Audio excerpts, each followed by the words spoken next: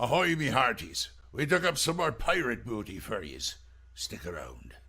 Hi,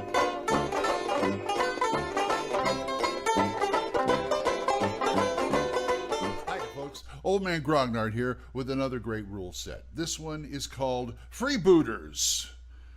It is original edition rules for fantastic sea roving games in the age of pirates. And you know how much I like pirates. This is by Night Owl Games, and it was written by David Pulver and Thomas Denmark. They're doing a whole series of these in different genres, and they're all linked back to and based on the original 3 D&D books, plus, I believe, Greyhawk, the supplement. And there's a couple of changes in there, but for the most part, it's adapted, which is what I like, because, you know, if you adapt to that, you can adapt to any old school version of D&D or any other fantasy type class and level game. Anyway, it's 108 pages. It was published in 2017. And it is a complete rule set. You don't have to have the 3 books to run it. There is no alignment. But then there's a couple other minor changes. But for the most part, it's pretty faithful to it. You have 3 classes with an optional 4th, just like in Greyhawk. The 3 classes are the Sea Rover, the Musketeer, and the Striker. And your optional class is a Bokor. They call it a Bokor, or Voodoo Priest, which means there's no real magic in the game, but in the appendix, they give you 3 levels of spells for voodoo magic. Now, this is kind of what it looks like. It's a single column, very clear, tight. It looks, I mean, it's laid out just like the usual 3 books, only a little clearer. And I think it's a smaller typeface too. Here's what the character sheet looks like. Very simple, very easy to deal with.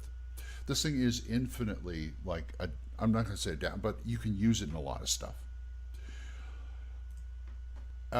Here's some weapons. You do have black powder weapons in here, of course. There's no reason why you can't take them out if your world doesn't deal with that. Or change it to something else. Like my worlds, they have clockwork and steam, like steam cannons and clockwork air rifles and pistols. So that'd be easy to change. You can always, like, what I do is, like, I knock the damage down 1 die. If it says D12, it does a D8, things like that. But that's me. What else we have here? It's Ascending Armor Class. It's Ascending Armor Class, but they give you the option of Descending Armor Class, and they even give you a Thaco type system you can use if you want to do that. It's a 10 level cap, so you can only go up to 10 levels. They don't deal with demi-humans. It's pretty much a historical type setting, which is good as a supplement for other games, but I'll get into that later.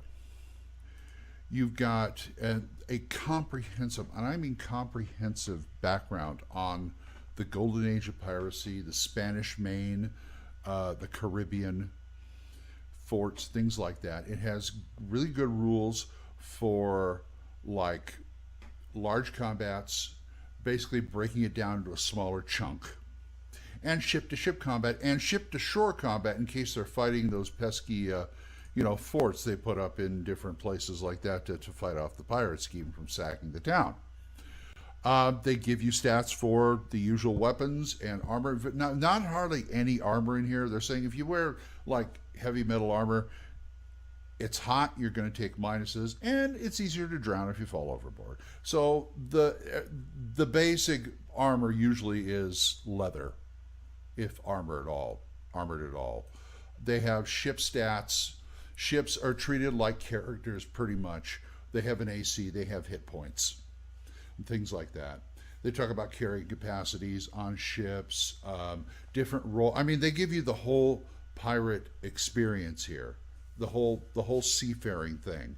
Like I said, not only the background, but take a look at this map. This is a 2-page spread in a map. I mean, yeah, they probably got in public domain, but it's a beautiful map showing the area of the Caribbean. I love it. I love it. It shows you wherever where they can go. And they talk about the ship's roles. The captain, the bosun, the ship's carpenter, the ship's the rigger, the every single thing you can think of about a ship. And they also have some nice random generation tables. If you're stuck for an adventure or something, they're good. Also, they give you like pirate names and things like that you can use. You can roll things up, and you can probably roll up an adventure on this. I've already gotten 2 or 3 good ideas for it.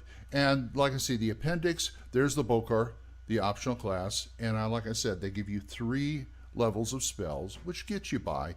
You don't have to, they talk about Bokars, which is basically voodoo priests, but also there's like the Europeans who come over and try to tap the magic that is in the Caribbean, because in Europe, they're running out of magic and stuff. So you can actually or a regular wizard or priest into this kind of thing. I love this company, Night Owl Games. It turned out a whole series of these. In fact, I'll be doing another review on another one next. And they just make them. They're really good and they're really informative. And you can use these with other games. I mean, like I said, any other edition of D&D. I plan on using this with Savage Worlds because I'm already doing 50 Fathoms. And here, it's got a lot more background. I know it's a fantasy world I'm dealing with in 50 Fathoms, but I can give it a lot of color from this book. It also has like, instead of monsters, it's got like it does have animals in here like lampreys and sharks and things like wild boars. They don't really get into the fantasy characters other than they do have a kraken in here and a giant squid.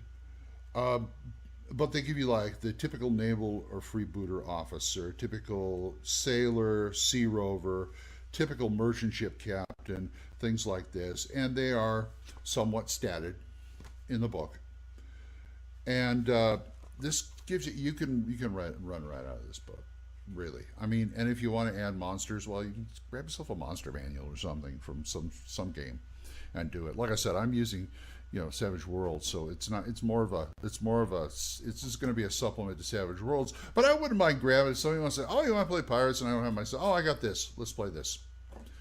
That it's a great thing to carry around with conventions. And all their stuff is cross-compatible, not only with other stuff, but with their other games. They have games like Warriors of the Red Planet, which is John Carter type stuff. The next one I'm doing is Raiders of the Lost Artifacts, Pulp. They've got Guardians, which is Supers.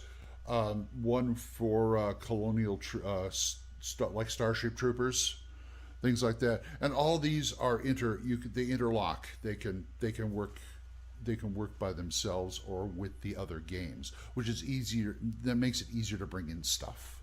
Like say Warriors of the Red Planet, I can bring in the gadgeteering stuff, which is basically spells as gadgets. Because I read them going, these are spells. They just function. They function differently. If you want a copy of it, it comes in print and Lulu. This here right here is from Lulu, and this is $15. The PDF you can get at RPG Now or Drive-Thru RPG for $9.99. So for about $25, you get a pretty decent deal. And I go nuts over these games. They're easy to carry. They're small, and you don't have to have a whole big background in like OD&D or anything like that. You can just take it and run if you want to. And I like the idea that they did do ascending, but they gave you the option for descending also. And it's something of a ecosystem in there, but I've already gone through that. It's Freebooters by David Pulver and Thomas Denmark. Go get it. Really, seriously, it's a good game. And I don't lie. So that is my review, and I hope to hear from you people about it, about how you're using it, if you want to use it, or anything else, at oldmangrognard@gmail.com. So until next time, bye-bye.